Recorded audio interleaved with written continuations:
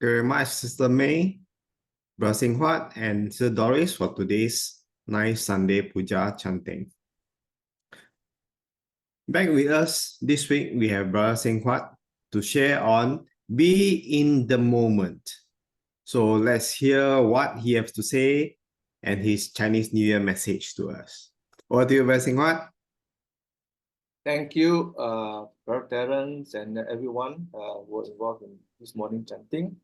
Let me just share my screen.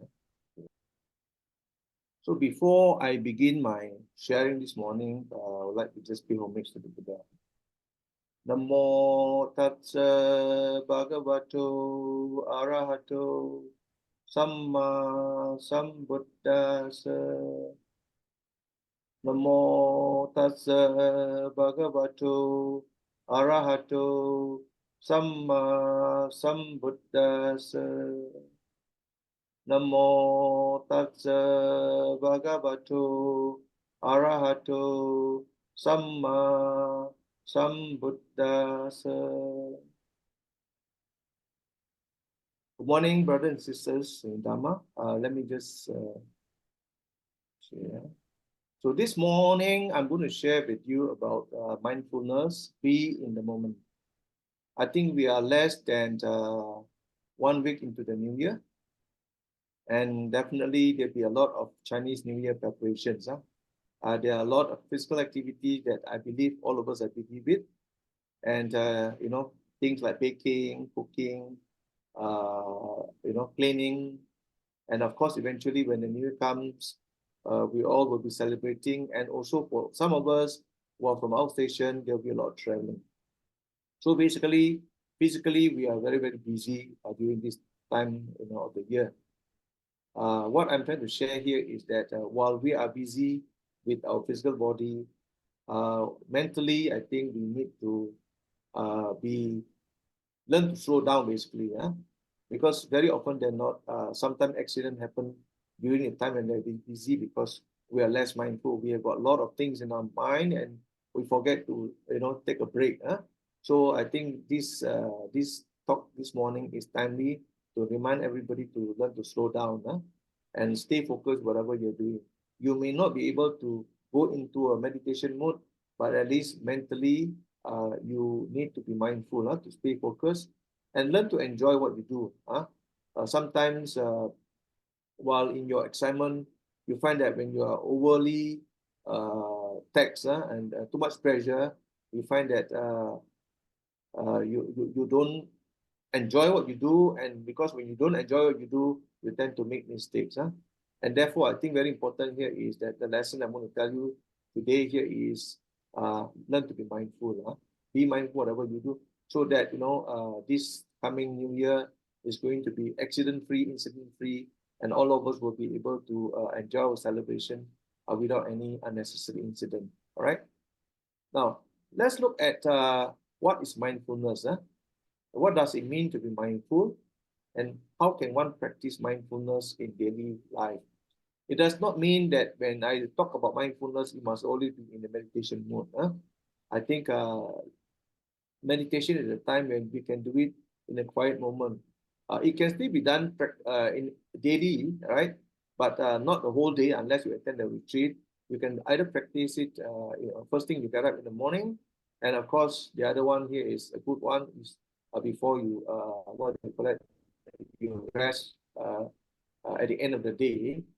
But having said that, while you are doing your activity, you can still practice mindfulness. And what does it mean? Okay, so what are the ways, right? We are going to discuss this today. Now, what did the Buddha teach us? Now, if you look at the Eight Noble Paths, the Buddha talks about right mindfulness. And of course, the other sutta in which the Buddha talked about was he wants us to be mindful. And it was the first of the 7 factors of enlightenment.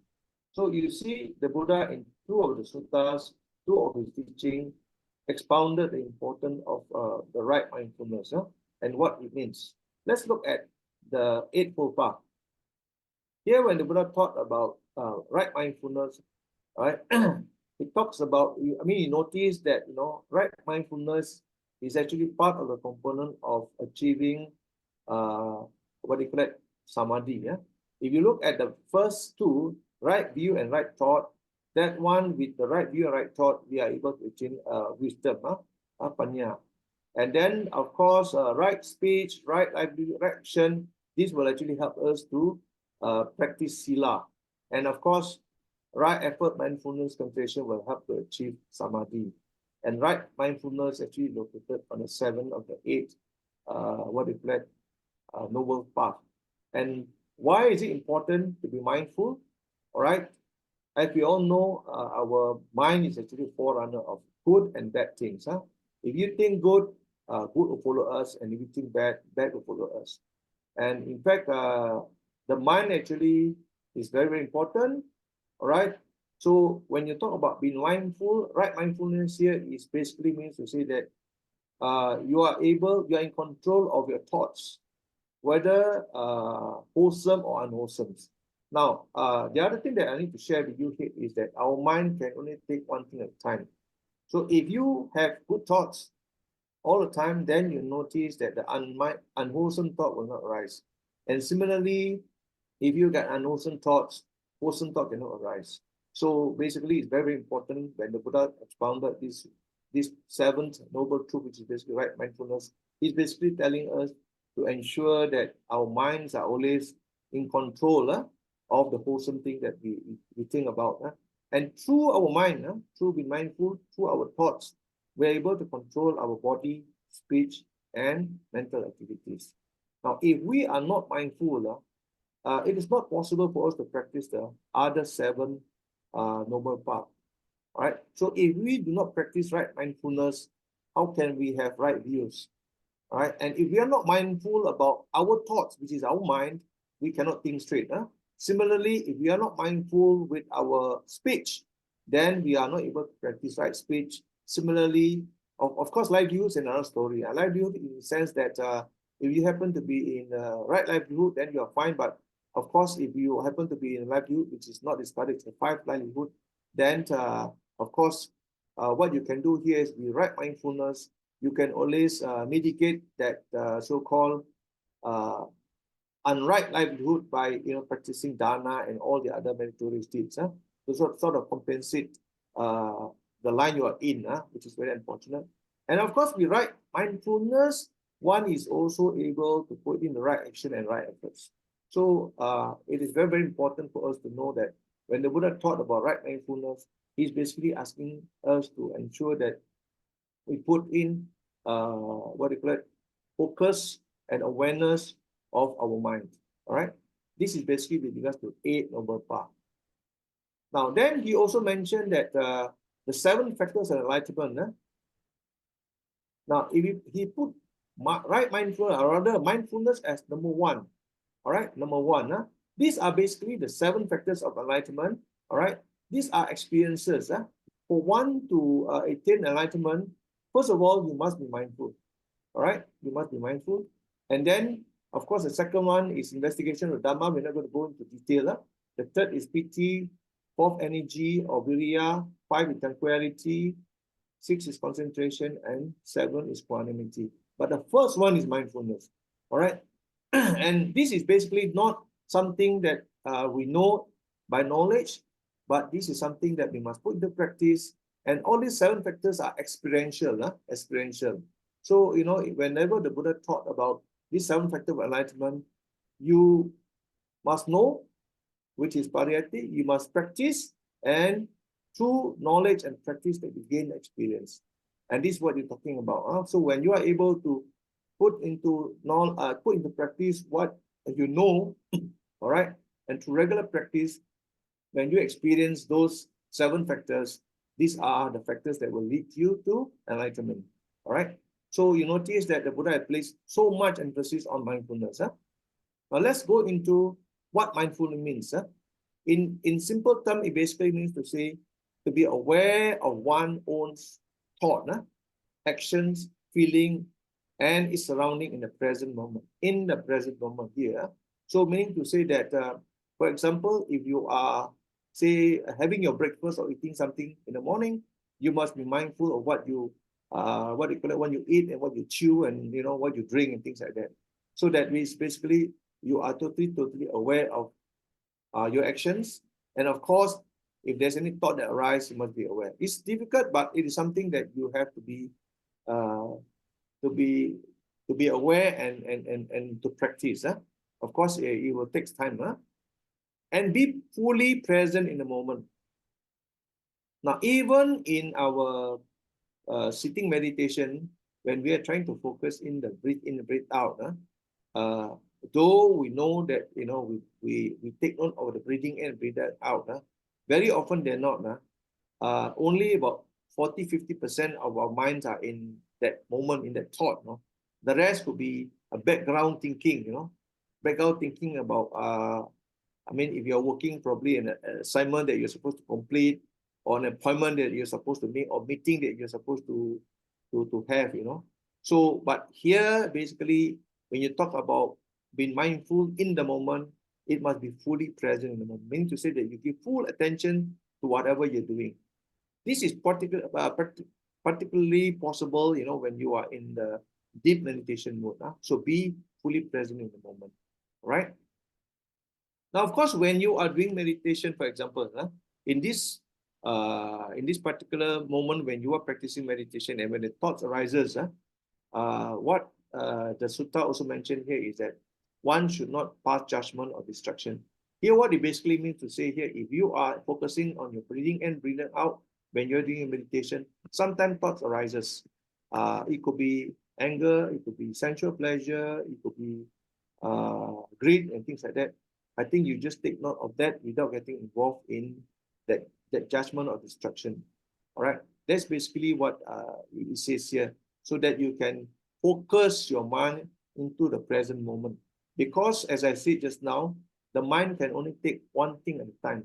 So if you are doing your so-called mindfulness practice, all right, which is basically meditation, and if the thought comes in and you allow yourself to be distracted by the thought, then you find that you lose focus in the mindfulness that you are trying to pay attention to. So you will not be able to be fully present in the moment.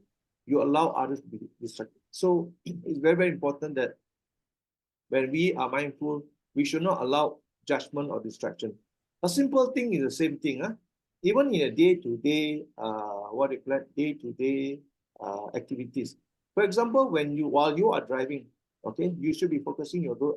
You're driving on the road, looking at the road. But if there's a phone call coming in and while you're talking and you pick up the phone and talk while you're driving, you find that you can never be able to be in the present moment. And sometimes when you allow those distractions to take over, accident may happen. So here, when you talk about you are fully present in the moment, you should not allow any judgment or any distraction to overtake you. You should just be in the present moment. All right? And it is not easy, very often than not, especially when you're doing meditation. Being mindful or practicing meditation is not something that one should force oneself. Not to force your mind, because the stronger you force your mind, the worse it gets. The more you will retaliate. So you must always practice self-compassion. Sometimes when your mind wanders around, right? Sometimes when your mind wanders around, okay, just go with the flow, so to speak. Go with the flow, have compassion, and try to do to analyze where the mind is going. Just be mindful of where the mind is going and slowly bring it back. Right? Slowly bring it back. Don't force yourself. So when you do such a thing, you are basically doing what you call a self-compassion. You allow your mind to wander for a while, but slowly but surely you guide them. It's just like, when you are trying to teach kids, sometimes they get distracted, especially when you take them to the mall, all right? You can't possibly pull them back to where you want to be, but you can just slowly, go with the flow, let them run wherever they want, and along the way, you hold their hand and slowly bring them back to where you want them to be. I think it is a better choice. So similarly with the mind. So when your mind gets distracted, you cannot force it, but you have to show self-compassion and slowly but surely bring that mind back to where you want the mind to focus on. All right. So this is basically what it means in simple terms by mindfulness. The next one here is that sometimes thoughts arises, all right? Thoughts arises, or what do you call it? Feeling arises. Huh? So what happened when such thing happened? This one I would like to share a quick experience that was shared by Ajahn Brahm. During one of his experiences, he was sharing with us that he has got very severe toothache. All right, and I think for those who have experienced toothache, the pain is throbbing, and it's non-stop. Okay, so he was trying to apply many techniques of trying to relieve the pain, including breathing hard and singing and chanting and walking meditation. It doesn't work.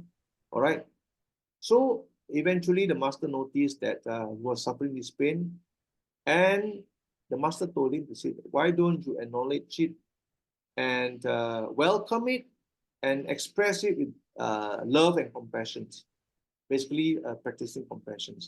So he noticed that after he welcomed it to say that, okay, pain, come,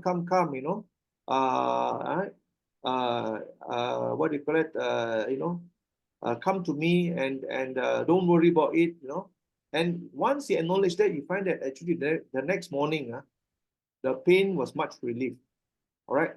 So the lesson he was trying to tell here is that when unnecessary thoughts wander, is the more you try to reject the thought, the stronger it gets to you. All right. The stronger it gets to you. The more you try to force the mind to get out of it, the stronger it will appear. But once you acknowledge it and note it, all right, you find that the thought will disappear. Same thing when you're doing meditation, when their thoughts arises, you just note thought. After a while, you find that the thought will just disappear. Okay, so this is something that we can learn through these meditation techniques. And of course, just now when we talk about thought arising, we have to let it go. It's easier said than done. It's easier said than done. But if you acknowledge and note it, all right, and not hold it, not give too much to it, too much to the thought, then you find it will arise. Now, this part here, I would like to share with you what I read in one of Ajahn Chah's testimony. He mentioned that when you are doing meditation and when you are focusing on breathing in and breathing out, thoughts may arise. The thoughts are like poisonous snakes. Okay, when you allow thoughts to come into your mind, it will actually stir an emotions. And when you stir emotions, you get caught into the emotion. Anger may arise, sensual pleasure may arise. And when those feelings arise, there will be many other following thoughts that comes in. So in his example, he's saying that when you allow such thing to happen, you are just like seeing a poisonous snake, in the jungle, and you are trying to play with the snakes, or rather trying to antagonize a snake. You may end up being bitten by the poisonous snake. So the best thing to say here is that when you see a poisonous snake in the jungle, you should just stay away from it, acknowledge it, stay away from it, don't get near to it. So similarly, when you are doing meditation and there are such thoughts that arise, you take note of it, don't ignore it, take note of it, but try to let go quickly so that you don't get yourself involved into the emotions. All right. So that's basically what it means to be mindful. Now let's look at what do you call it? Satipatthana Sutta mentioned. Here there are actually two Nikayas that talk about Satipatthana Sutta. One is Majjhima Nikaya 10, the other one Digha Nikaya 22. But I'm going to just extract. They are basically same suttas. I'm just going to share with you based on the summary that I took from Bhikkhu Thanisaro. Now, in this particular sutta, Bhikkhu Thanisaro describe what the Buddha mentioned here. He says that the Blessed One says this. This is direct path for purification of the being, for overcoming of sorrow and lamentation, for the disappearance of pains and distress, for attainment of right methods, and for realization of unbinding. In other words, there are 4 frames of mindfulness. So what are these 4 frames of mindfulness? They are mindfulness of the body, the feeling, the mind, and the mental qualities. All right. So basically, that's what it means here. And then, how do one remain focused in this? One remain focused by being ardent alert and mindful, putting aside greed and distress with reference to the word. Ardent here basically means enthusiastic and passionate. So it's just like when you put yourself into focus, for example, when you're trying to what do you call it, cook the best dish, you give a lot of attention to details, to when to put in the relevant ingredient, things like that. So basically, that basically means to say that when you do something, it must be full of enthusiastic and passionate. So if you're passionate in cooking, basically when you especially in your food, when you put ingredient one after another, there must be a certain timing in which you in which you put those ingredients. Similarly, if you're making, say, a pineapple tarts, recently I helped my brother and sister-in-law make pineapple tarts, and for you to make sure that the pineapple jam is placed neatly onto the dough, you have to be very, very focused. Make sure that it does not smear into the dough, and make sure that the pineapples are neatly shaped into in a nice round shape. So for that to happen, you have to make sure that you stay full attention and full focus with enthusiasm and passionate in order for you to be able to produce a good quality egg tart, pineapple tart. So similarly with with mindfulness, the Buddha also mentioned about enthusiastic and being passionate about it. And of course, then the Buddha also mentioned body in and of itself. Here, it basically means to say that when you are practicing mindfulness, you must focus on the body without being affected by external influence or distraction. What it basically means to say here is, if you are, say, for example, sitting down, right, doing your meditation, you must focus on the posture of the body, all right? And you should not allow, for example, the noise surrounding you, the sight surrounding you, the sense surrounding you to affect your posture. So basically, that's what it means. Body in and of itself, all right?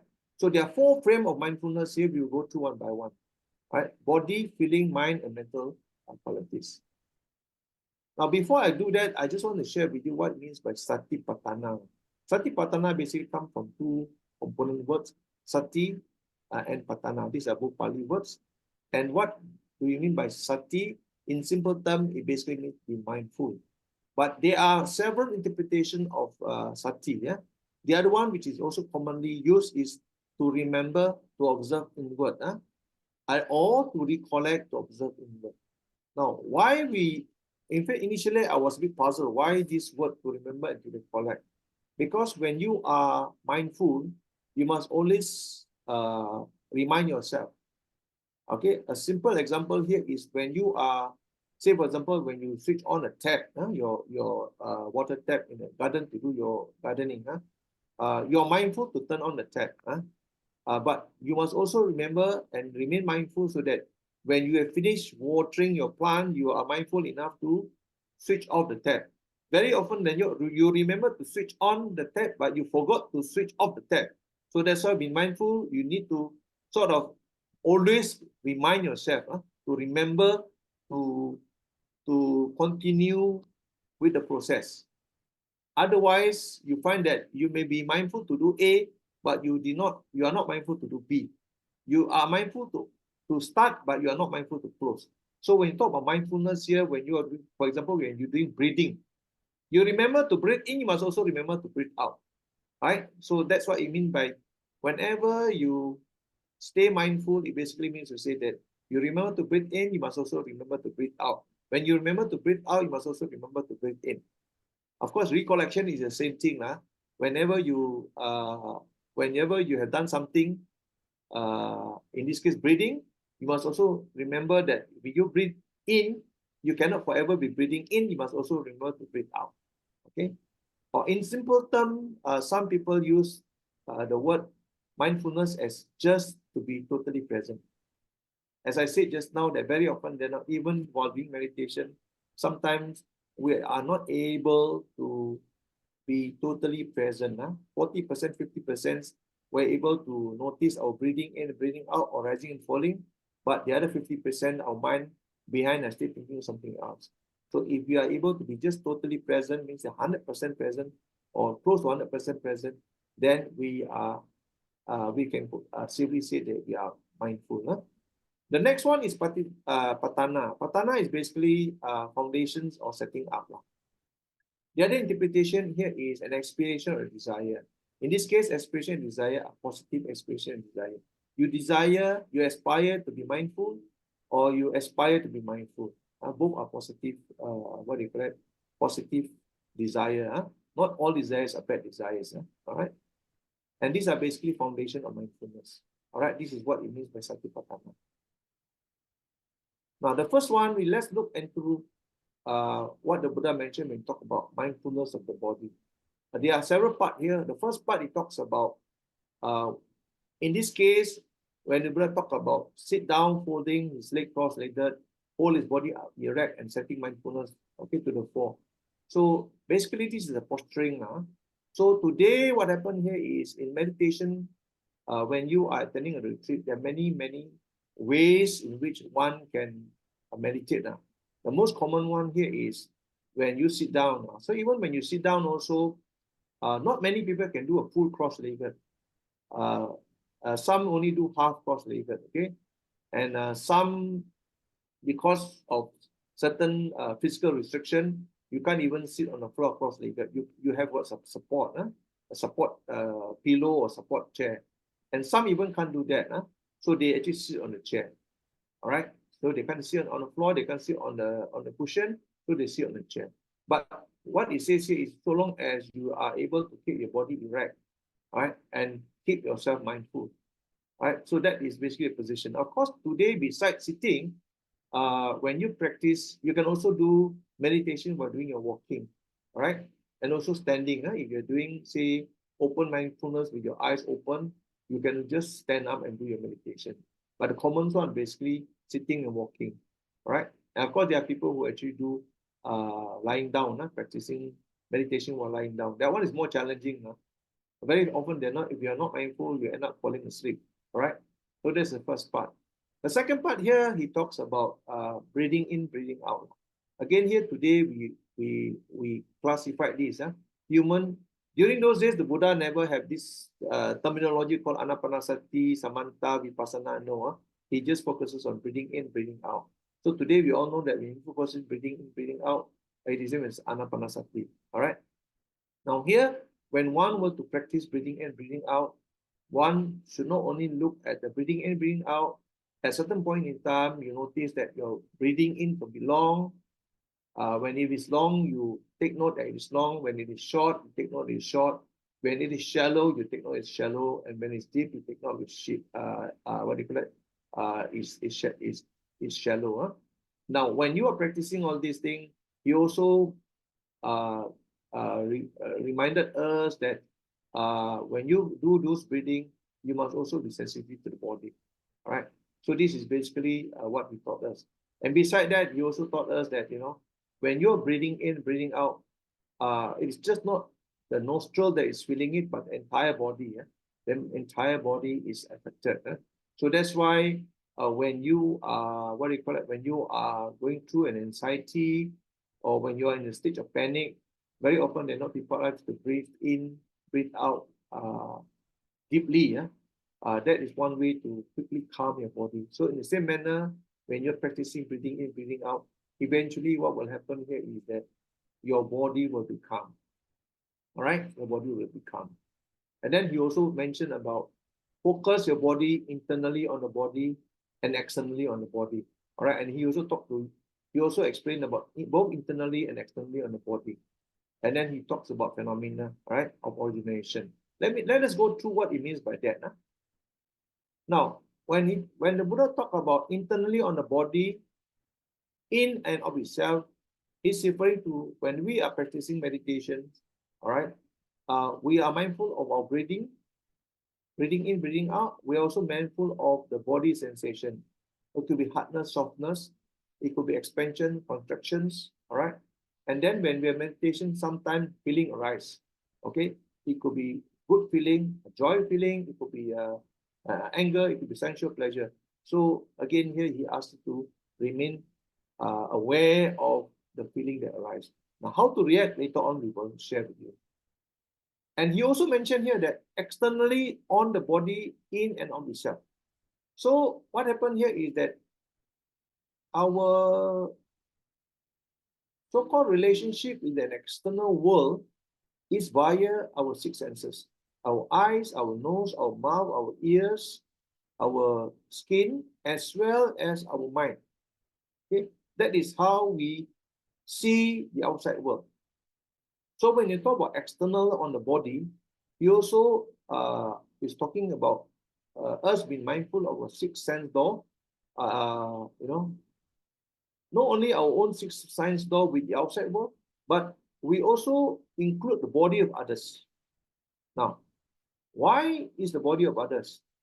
The way I understand it here is that when you look at the body of others, you begin to realize that all of us are subject to birth, aging, sickness, and death. So when you are mindful of your own body, you also know that whatever your body go through, all right, the rest of the living beings are also going to do the same thing. So there's no difference.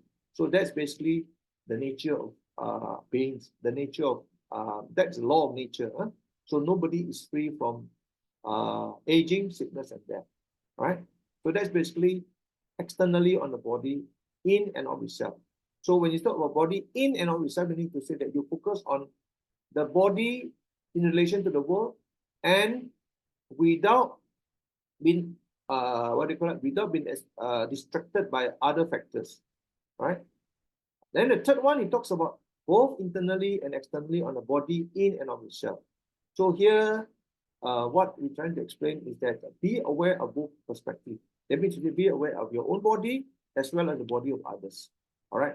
And when you can see that there's similarity, then you tend to understand to say that all of us are going through dukkha, anicca, and anatta. And then, of course, when you can see it, the real truth, eventually attainment of insight, can be achieved, can be attained. So that's basically what it means by mindfulness of the body. And when he explains what he call it, internally, externally, and the combination of both internally as well as externally. Right. Now the second part here, the Buddha explained about walking, standing, sitting, right, and lying as well. So these are basically, as I mentioned just now, the four posture of meditations. Huh? All right. But interestingly, besides being in the meditation mode, he also mentioned that furthermore, when going forward or returning, when you bend your limbs, when you eat your food, when you sit down, when you drink, when you chew, these are basically our daily activities. Huh? All right, when you are urinating, and then when you're walking, standing, sitting, these are basically activity that we all do every day. All right. So what he's trying to say here is that even when you are doing your daily activity, you have to remain mindful. But of course, the level of mindfulness that you practice when you're doing your daily activity cannot be the same when you are doing your meditation. Huh? Because otherwise, nothing gets moving. Huh? Then imagine if you were to be mindful of every single movement when you are doing it cleaning, and if you're doing cooking, probably your cake will be burned. Huh? Because you probably be so mindful that you cannot be doing things very fast. But what I'm trying to say here is that the third part here, what the Buddha is trying to say here is that when you want to be in the moment, you can still be practicing it, but at the gross level. Huh?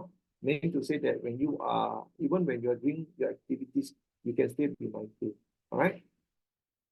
So here, you can be mindful even when you're walking, sitting, lying, bending, and doing all your daily activities. So mindfulness not necessarily means to say you must only do it during meditation, but when you're doing your activity. I think this is the part that we should all be aware of. Be in a moment when you're doing our activity, especially when you're preparing yourself for the coming Chinese New Year. All right. Now, of course, when you are able to stay focused while doing your activities, all right, you are able to find that you complete your task in no time. So, for example, when I was, helping my wife to do the laundry washing during the New Year, we have to take down the curtains we have to use what they call it, ladders. I have to be mindful that, when I climb the ladder, which is quite flimsy, I cannot be simply moving around because the ladder may just what you call it, shake, move, and fall, and I may also fall down and injure myself. So I got to be very, very mindful and stay focused. All right. And of course, if you stay focused, you find that things get done in a better quality, and you get things done better overall. Huh? Versus, say, for example, if your mind is full of wandering thoughts, then you find that you don't have peace. Whether you're on holiday or whether you're doing work, if your mind is not focused, you've got a lot of things in your mind, all right, you find that you will never be able to enjoy the current moment, the things that you are doing currently. All right. Now, the next one here is breathing in, breathing out. As I said just now, that when you breathe in, breathe out, this is particularly more so when you're doing your meditation. You must be sensitive to the entire body.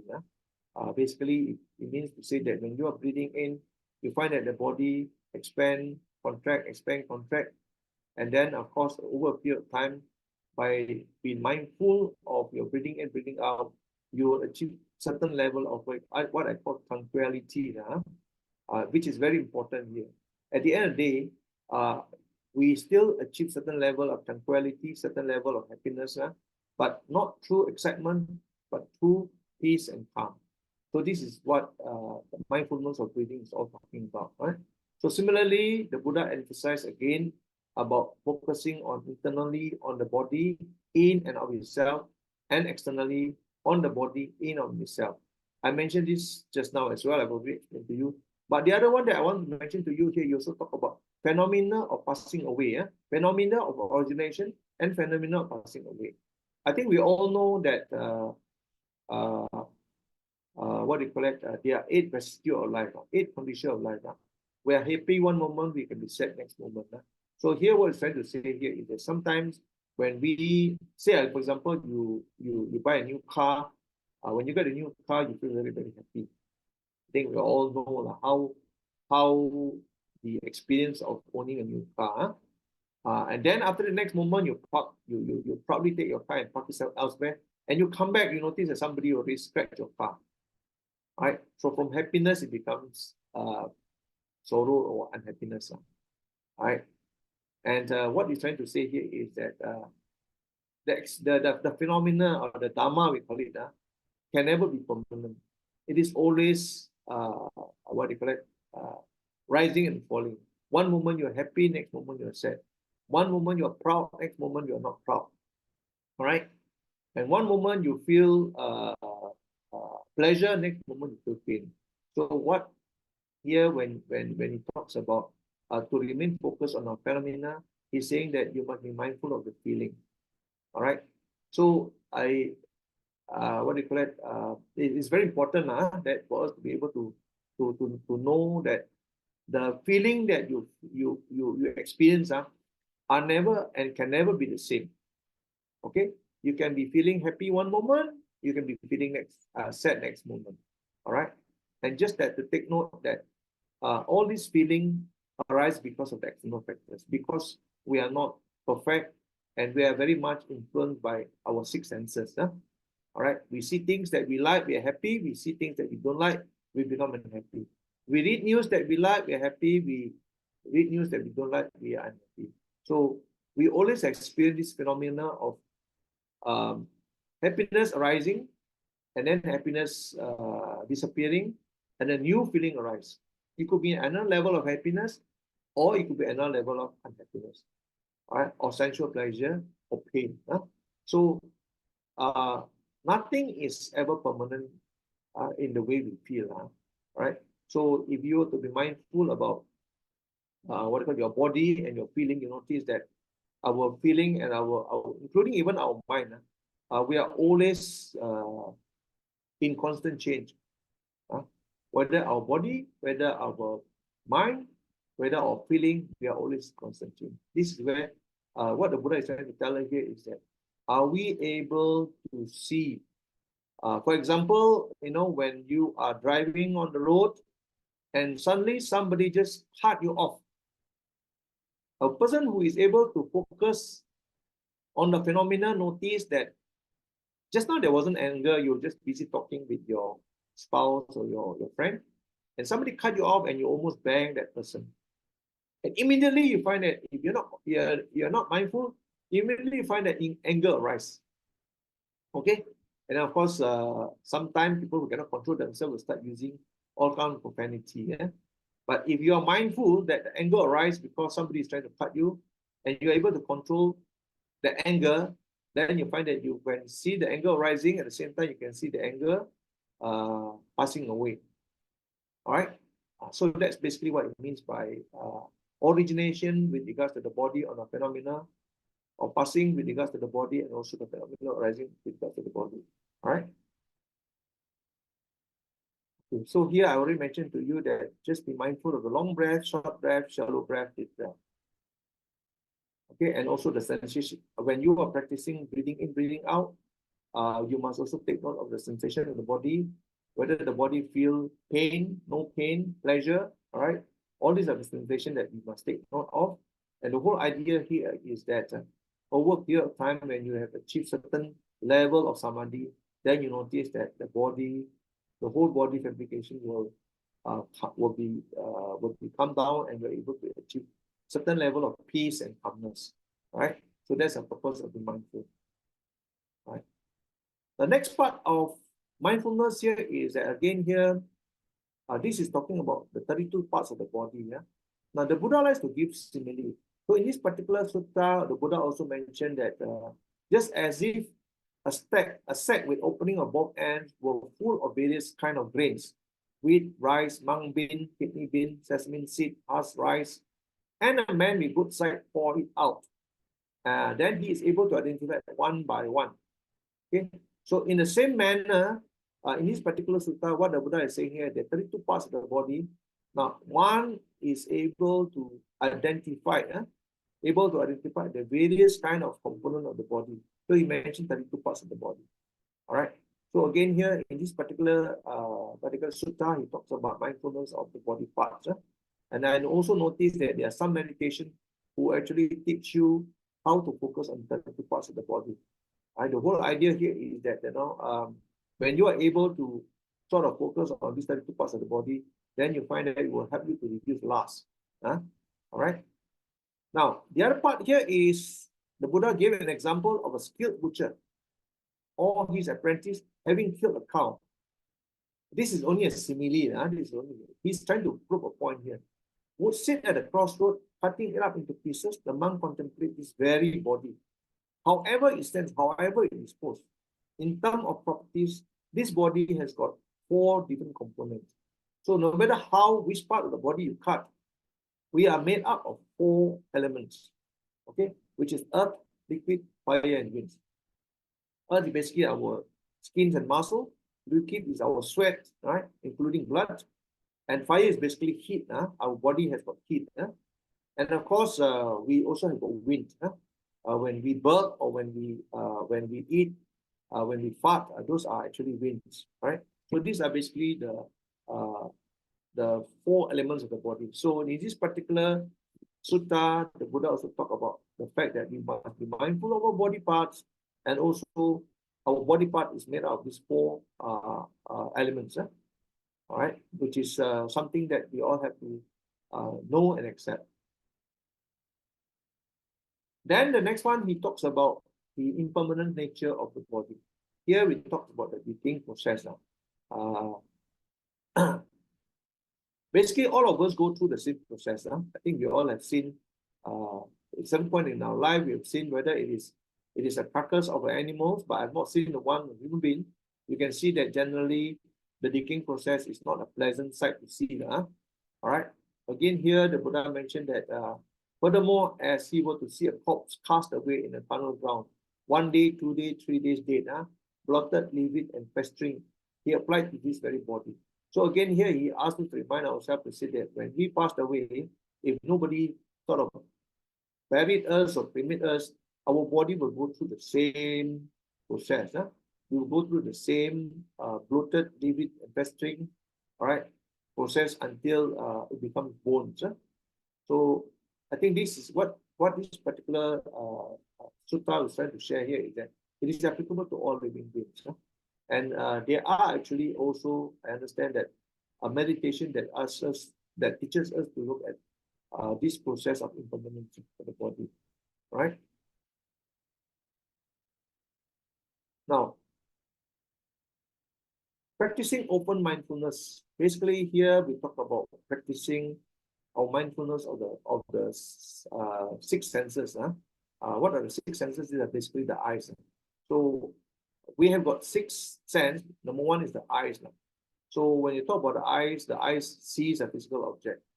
All right, eye sees a physical object, and nose will smell a particular scent, and the mouth will actually detect taste, the ears will detect sound, the skin will detect touch, and the mind will detect mental objects, dreams and thoughts. Okay. All right. When we establish contact with sense object, all right, we will do what we call mental visualization. So we see whether you smell, you taste, you hear, you sense, or you think. So basically, that's what it means. Now, in order for our mind or our this body to know what it is, there must be a contact, and that contact can only happen if there's consciousness. Right. So, for example, if you are blind, for example, somebody who cannot see, he, even though he has got consciousness, but because his sense window, which is in this case his eyes, is not able to visualize the physical object, so he will not be able to establish a contact with the physical object. Right. So similarly, if you are not conscious, for example, if you are falling asleep, okay, if you are falling asleep, definitely you won't be able to see things. Sometimes you don't even be able to smell, because your conscious are shut down for the time being. And of course, your mouth will not taste. Your ear, if you are a light sleeper, probably you can still hear it. But if you are a dead sleeper, because your consciousness is totally shut down, then you will not be able to to even hear a thing. Of course, skin and sensation is also another one. And of course, mind versus mental object here is, if you are sleeping, sometimes when your conscious are still working, then you tend to have dreams and things like that. So basically, when you practice open mindfulness, what it basically means to say here, when you look up outside, when you see an object, you are supposed to just take note of seeing without without putting any judgment, or without qualifying anything. For example, you see something pretty, you say something pretty. That something pretty will stir you unnecessary emotion. Or you see something that's unpleasant, it will also stir you certain emotion, certain feeling. Similarly, with nose, when you smell a durian, your favorite food, if you attach to that smell, then you find that you get distracted.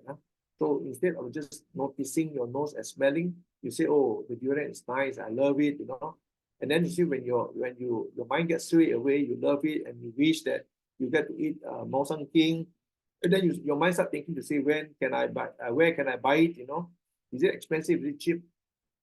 Then when you get yourself involved in those so-called judgment, you lose your focus, and therefore, when you lose your focus, you are not in the moment, right? Similarly, with your ears, you are attached to the sound that you like to hear, and because of that, you are not able to focus on your object of focus, object of meditation, object of concentration.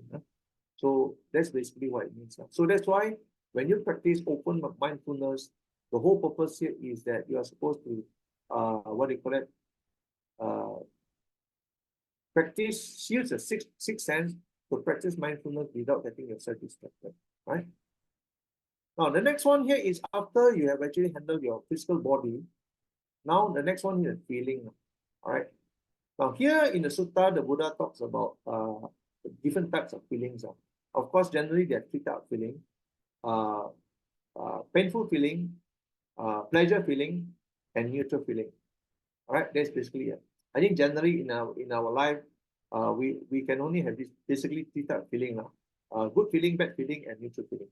All right. But in this particular sutta, he also mentioned that beside good feeling, pleasant feeling, he also mentioned a different classification of feeling. One here is that feeling of the flesh and feeling of the non-flesh, not of flesh. So feeling of the flesh basically means to say that sensations when something touches on your skin, it could be pleasant feeling. For example, on a hot day, you've got aircon being blown to you, you feel very nice. Or for example, you got a big cut, that is also a feeling of in the flesh, right? And that feeling could be a painful feeling, all right? So that's feeling of the flesh, okay? And of course, feeling of the non-flesh, not of the flesh, basically the feeling of your mind and your heart. You feel frustrated, you feel happy, you feel glad. Those are feeling, but it is not feeling of the flesh. It's feeling of the non-flesh, all right? And of course, you also mentioned about neutral feeling, neither painful nor pleasure feeling. Again, here you classify into flesh and non-flesh. Okay, so basically these are the three types of feeling. And again, as I mentioned just now, when you talk about feeling, there's always the phenomena of origination and, of course, passing away. Good feeling will disappear, bad feeling will disappear, good feeling will appear, bad feeling will appear. So the feelings are never the same. Sometimes you get good feeling, sometimes you get bad feeling. It's just that when you are mindful, you are able to see when the bad feeling arises or disappear, when the good feeling arises, when the good feeling will disappear. And all of us will have to go through this same feeling. Like today, as we look forward to the Chinese New Year, I'm sure all of us will feel nice. All of us will feel nice. Today is a special day called the 𝐃𝐡𝐚𝐦𝐦𝐚 Day, where it's believed that you're supposed to have good feeling. You're not supposed to engage into an argument. You're supposed to do certain things, that will help you to grow in certain wealth and prosperity. So again here, that one is a false feeling. But I'm saying here is that as the Chinese New Year comes closer, I'm sure all of us are looking forward to to having a good celebration. And naturally, the feeling that we have would be pleasant.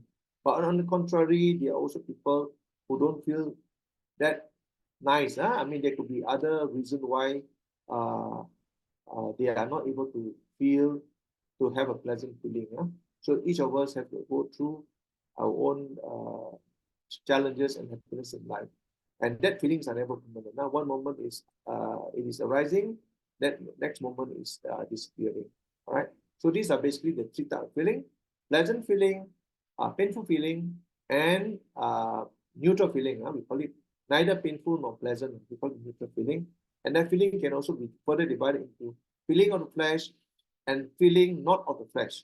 So feeling of the flesh are basically those that touch you in your skin, both externally, internally, as well as feeling that is non-flesh. It will be your own feeling from your heart or from your mind, right?